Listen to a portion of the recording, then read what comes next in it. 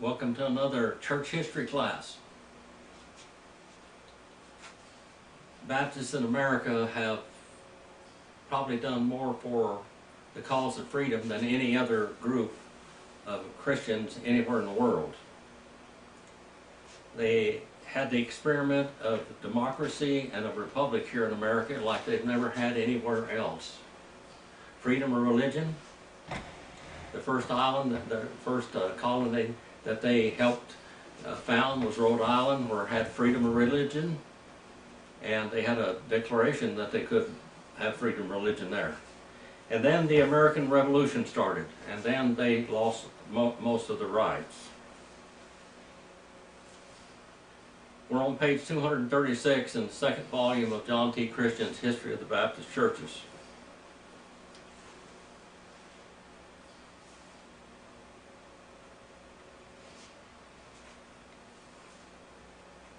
Thoughtfully, they had considered what part of it would be proper to take in an unhappy contest, and had determined that they ought to make military resistance to Great Britain in her unjust invasion, tyrannical oppression, and repeated hostilities.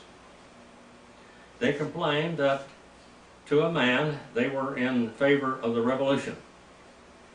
Several Baptist preachers did great service in the army as chaplains.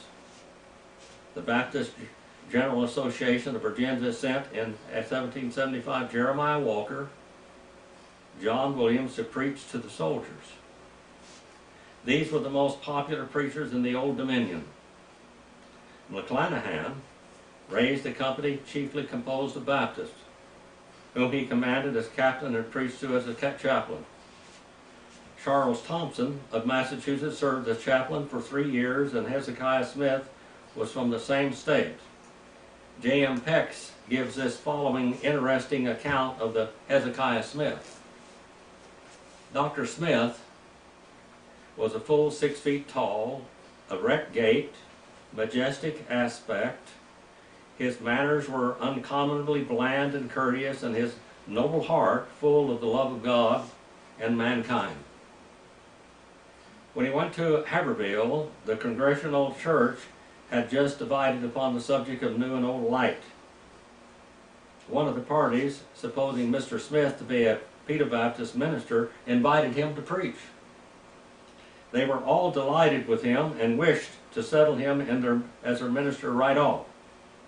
But he informed them that he was a Baptist, and that this soon turned into the tide of affairs, and their administration gave way to contempt and their love to hatred. They could not even bear his presence, and the select men of the town commissioned an officer to warn him out of the place. The poor man who was sent to read the notice was awed by Mrs. Smith's dignified person, that he could not read it, but trembling stammered out, "I warn you of God's earth." "Why, man," said the doctor, "where shall I go? To the Isle of the Shoals, if you have a mind to," replied the man, and then ran off. Mrs. Smith did not obey the lordly mandate of his Pedro-Baptist inquisitors, but continued to preach the gospel, treated everyone with kindness and courtesy, and treated the opposition in the spirit of Christian love, and finally overcame it. He was never known to say an unkind word or meet the abusive conduct of his enemies except with generous allowance and compassion. He was a chaplain in the Revolutionary War. In the Revolutionary Army, and gained the esteem of the officers and men. His preaching was truly evangelical, rich, and impressive.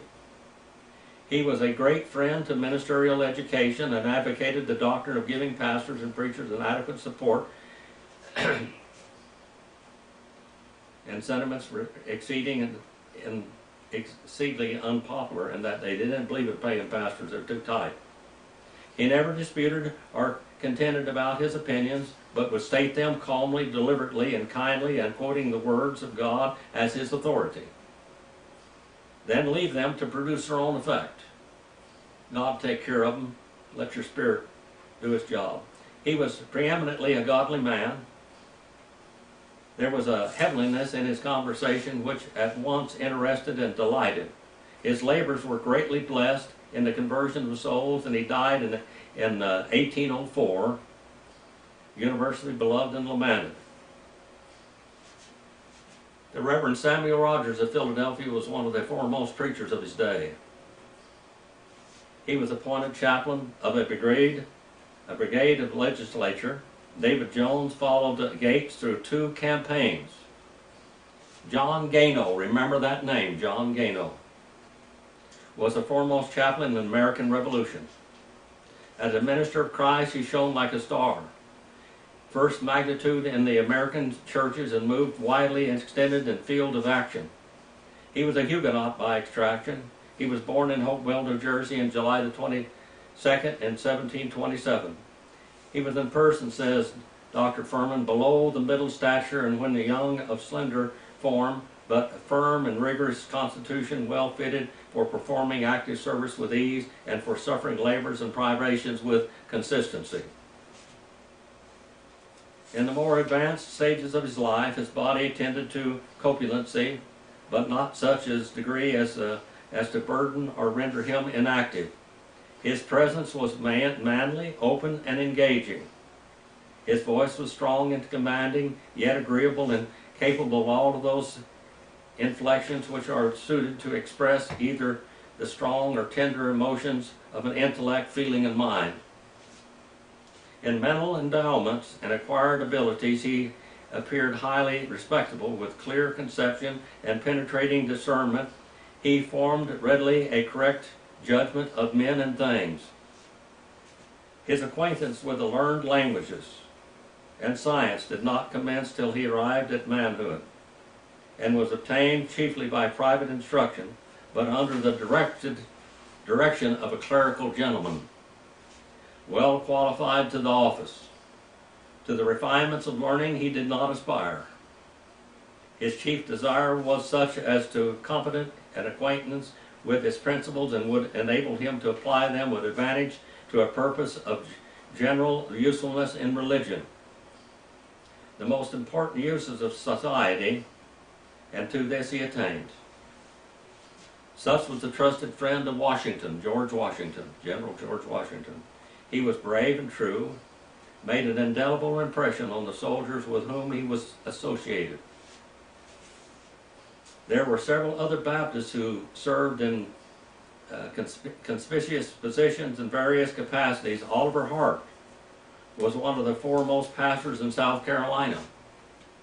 He was useful not only as a minister but as a citizen, and especially in connection with the events of the Revolution.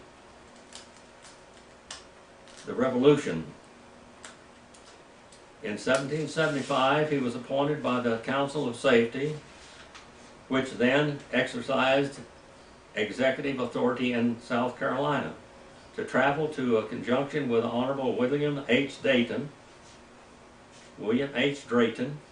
and Reverend William Tennant into the interior of the state, to enlighten the people in regard to their political interests, and to reconcile them to certain congregational measures of which they were disposed to complain.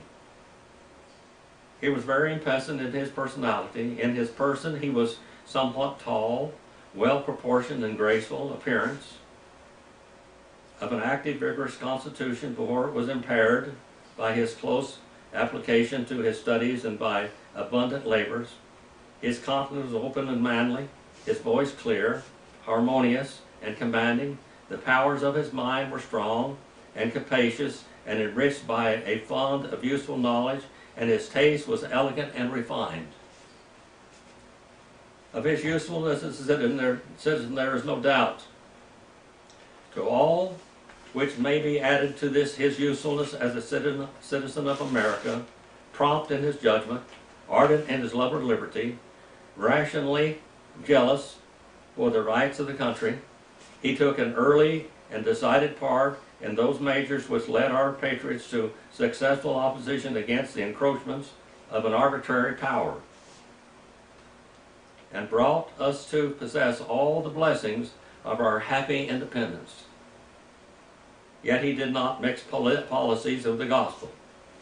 nor desert the duties of his station to pursue them, but attending to each in its proper place, he gave the weight to his political sentiments by the propriety and uprightness of his conduct, and the influence of it was felt by many in his presence. The story of John Hart, one of the signers of the Declaration of Independence, is pathetic. The father of Mr. Hart, says Cathcart, was a man of courage and patriotism, and he raised a company of volunteers which he led to Quebec. And with them he fought bravely in the plains of Abraham against the French. The son inherited his spirit and was universally regarded as one of the best men in New Jersey. He was well informed on colonial European questions and thoroughly understood the inalienable rights of mankind. He was held in such high esteem that he was generally selected to settle the disputes of the neighbors, and who spoke of him affectionately as honest John Hart. In the social relations of life, he was a man of great modesty and benevolence, and his highest ambition was to serve God and promote the best interests of his countrymen. He had no taste for political life, and in the conventions of his fellow citizens he expressed himself by brave deeds rather than by eloquent speeches. He did. He put his energy where his mouth was. When he entered into the Continental Congress in 1774, he was about 60 years of age. He resigned from Congress in 1775 and became the Vice President of the Provincial Congress of New Jersey. He was again elected in 1776 and took his place among the patriots and heroes who sent forth the immortal Declaration. It was issued in July the 4th, 1776. When first published, it had only the name of John Hancock as president and Charles Thompson as secretary. 2 days before it was given to the world, the British landed a powerful army in Staten Island. To impart greater weight to the Declaration, it was signed on the second day of the month after its adoption by all members of the circulated extensive throughout the colonies. Mr. Hart had passed beyond the age of ambition and vigorous activity in the period of life when men voluntarily make sacrifices and even imperil their property or safety, but he considered nothing but his country's liberty. He owned a valuable farm, grist saw, and fulling mills.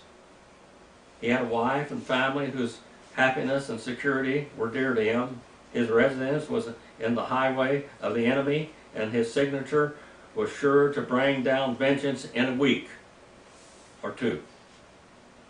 He knew that everything which he owned except the soul would be destroyed by his dear ones, and his dear ones scattered, and his life taken if by the providence of the evil one he was captured, and yet he did not hesitate to sign the Declaration of Independence, though it might prove his own death warrant. And though it could hardly fail to inflict heaviest losses and the most painful sufferings on him, the enemy soon found out his patriotism in the happy home of Mr. Hart. His children fled, his property was wasted, and though an old man, heavily laden of years, he was compelled to leave his residence and conceal himself. He was pursued by unusual fury and malice and could not with safety sleep twice in the same place. One night he was in the house of a dog for a shelter and its owner for his companion. Aided to the intensity of the bitterness of his persecution, he was driven from the couch of his dying wife, whose anguish he was not permitted to assuage. He built the Baptist meeting house at Hopewell and gave it the burying ground. A shaft of Quincy marble now marks his resting place, which was dedicated by the governor of the state.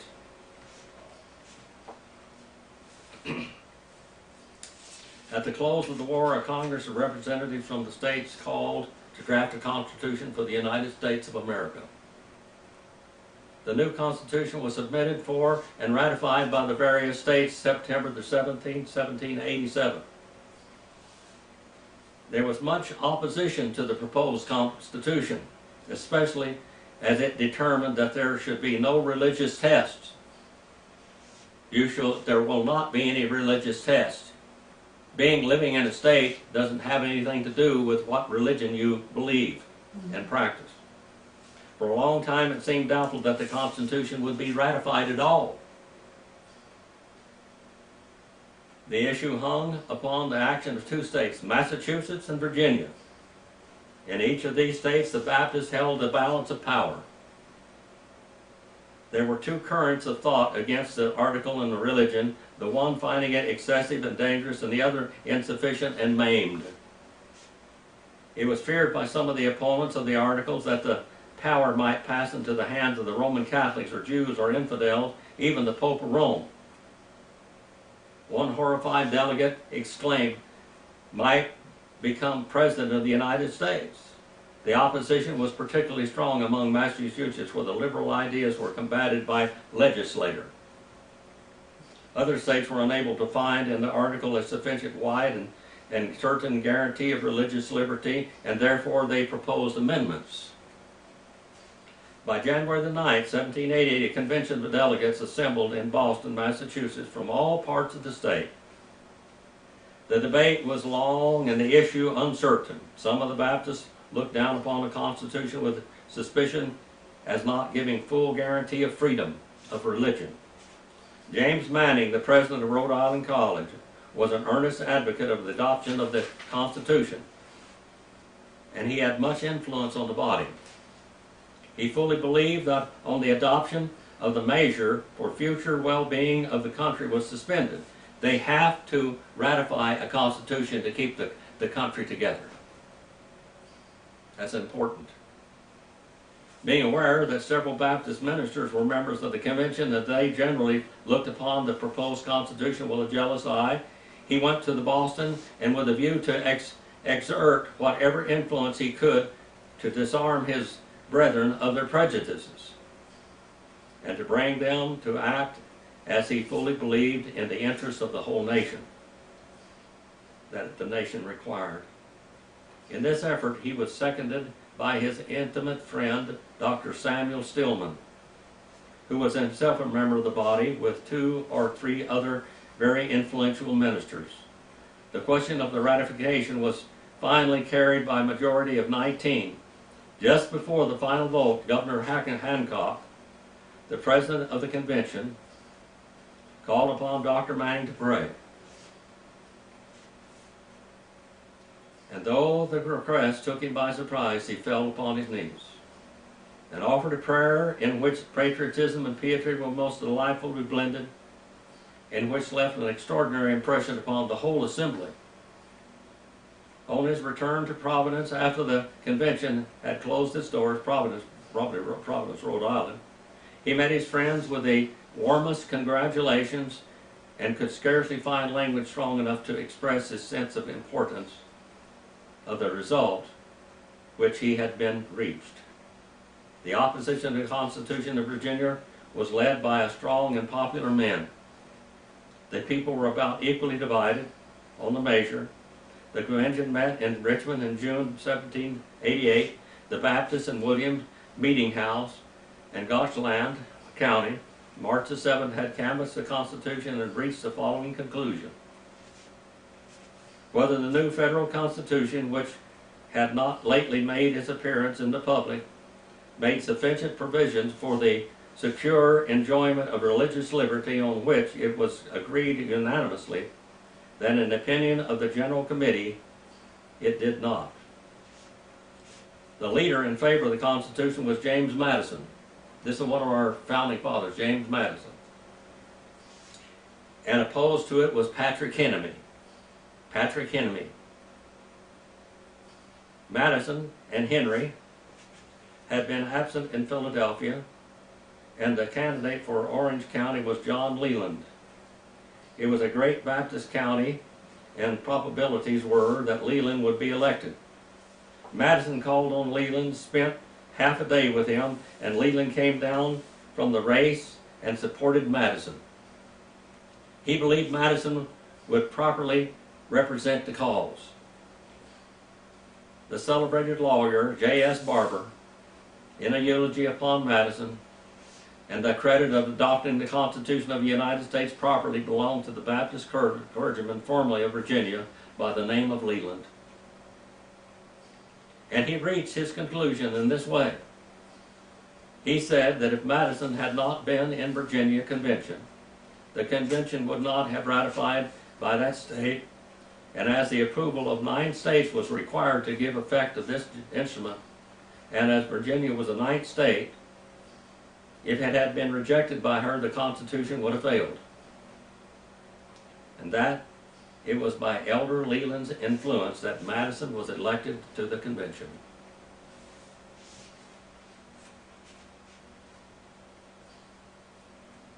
Soon after the convention, which framed the Constitution of the United States, had finished their work and submitted it to the people of their action, 2 strong and active parties were formed in the state of Virginia on the subject of its adoption. The state was nearly equally divided. One party was opposed to its adoption unless certain amendments, which they maintained that the safety of the people required, should be incorporated into it before it was ratified by them, and the head of that party stood Patrick Henry, the orator of the Revolution and one of Virginia's favorite sons. The other party agreed with their opposition and said to the character and necessity of the amendments proposed, but they contended that the people should have the power and could as well incorporate these amendments into the Constitution after it was adoption as before. That it was a great crisis in the affairs of the country, and the Constitution then presented to the people by the convention should be rejected by them, and such state would be in a state of a public mind that there were little or no reason to believe that another would be agreed upon by the future convention, and in such an event, so much to be dreaded, the hopes of a constitutional liberty and confederate and free republic would be lost. At the head of this party was James Madison. The strength of the 2 parties was to be tested by the election and county delegates at the state convention. That convention would have to adopt or reject the Constitution. Mr. Madison was named as a candidate in favor of the adoption for the county of Orange, in which he resided, Elder Leland.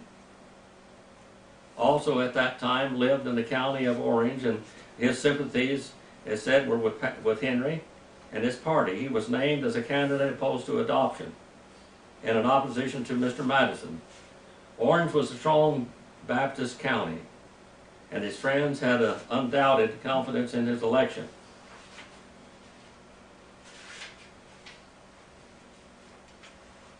He yielded to the solicitations and opponents of the Constitution and accepted the nomination.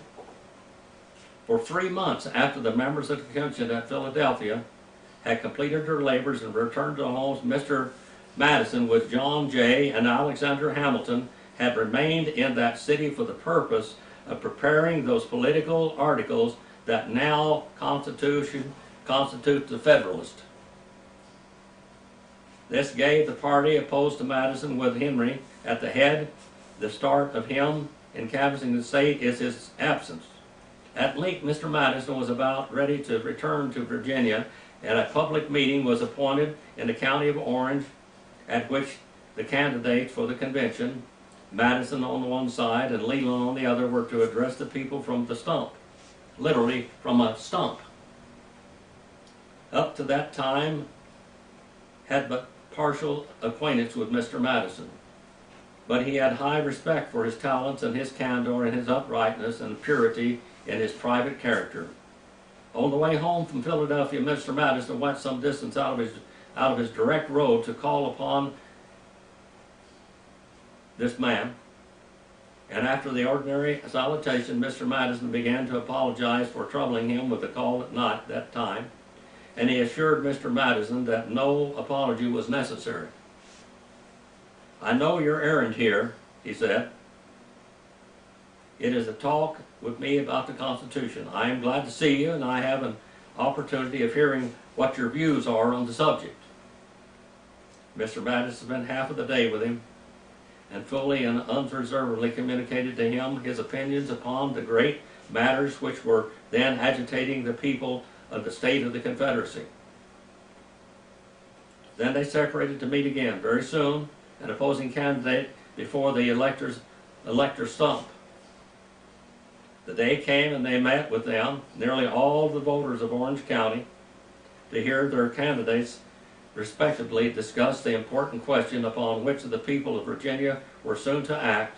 Mr. Madison said, "The voterable man first took the stump, which was a hogshead of tobacco. Standing upon it for 2 hours, he addressed his fellow citizens in a calm and candid and statesmanlike manner, and argued his side of the case, fairly meeting and replying to the arguments which had been put forth by his opponents. In the general canvass of the state, Mr. Madison was not particularly a pleasing, eloquent speaker, but the people listened with respect to his and attention. He left the hogshead, and many friends called upon me. I took it, and I went in for Mr. Madison, and he was elected without difficulty. This," said he, "I suppose what Mr. Barber alluded to as a noble Christian patriot.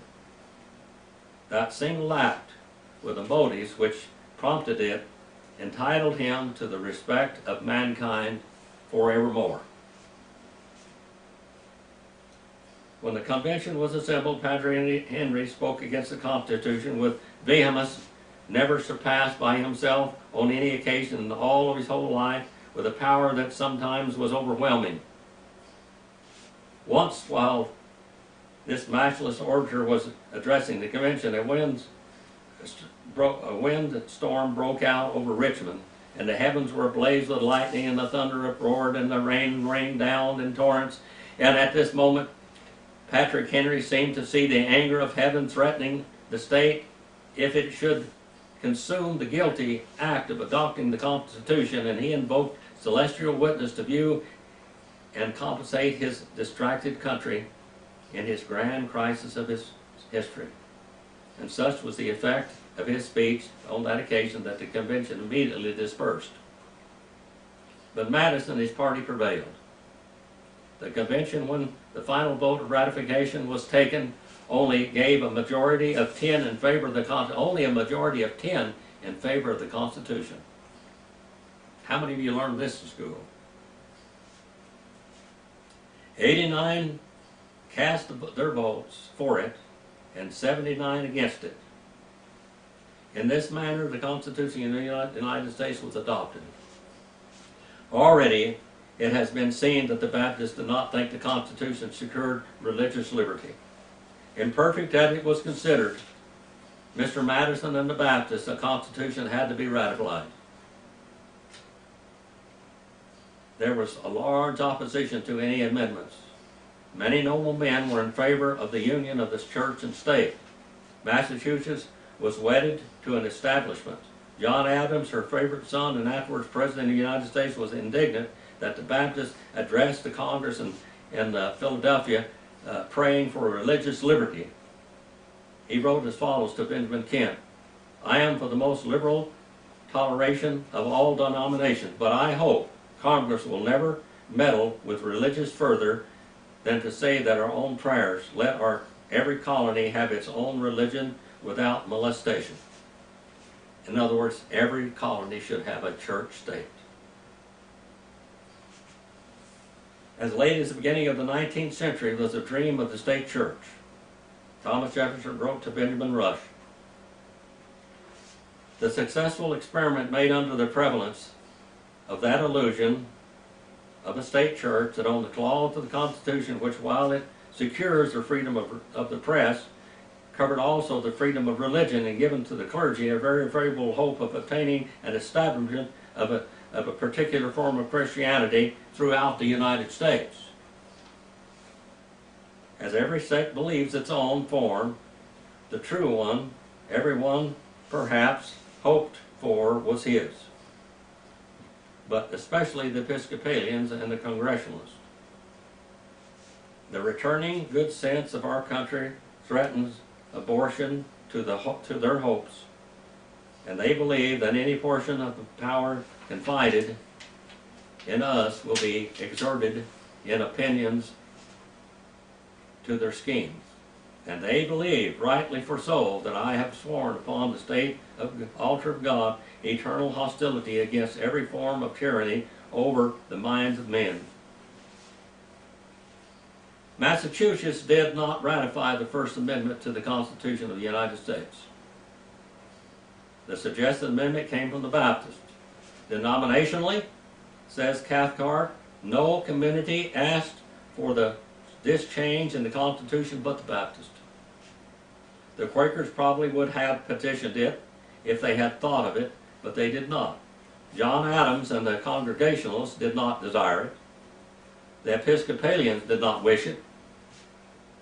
It went so far as for most Presbyterians in the American Revolution in our times, when we hear much about putting the divine name on the Constitution.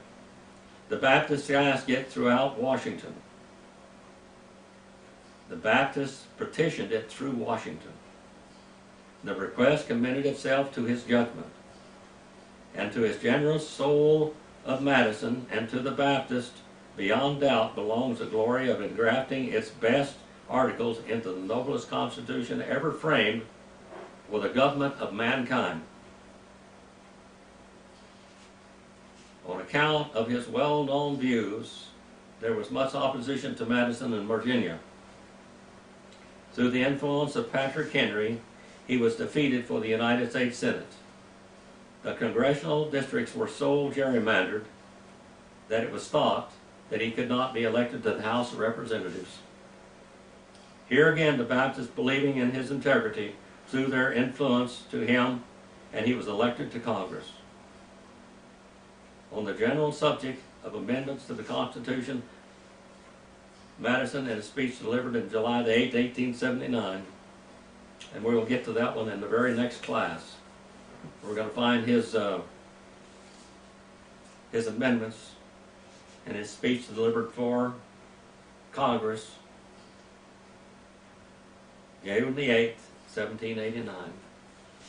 I hope you're learning that America did not just happen. It took a lot of work. Your religious freedom, your freedom of speech, basically belongs to the efforts of the Baptist people in this country. Winning the Revolutionary War had a lot to do with the Baptist people in this country. Remember when they took their swords and dipped them in their own blood and swore to never sheath them until the revolution was won. These are the people of God that stood in this nation for your freedom today. We must keep it with every effort we can. Our Father, we send this message out for your honor and glory. Please use it to instill in your people the values which these people stood for nearly 300 years ago.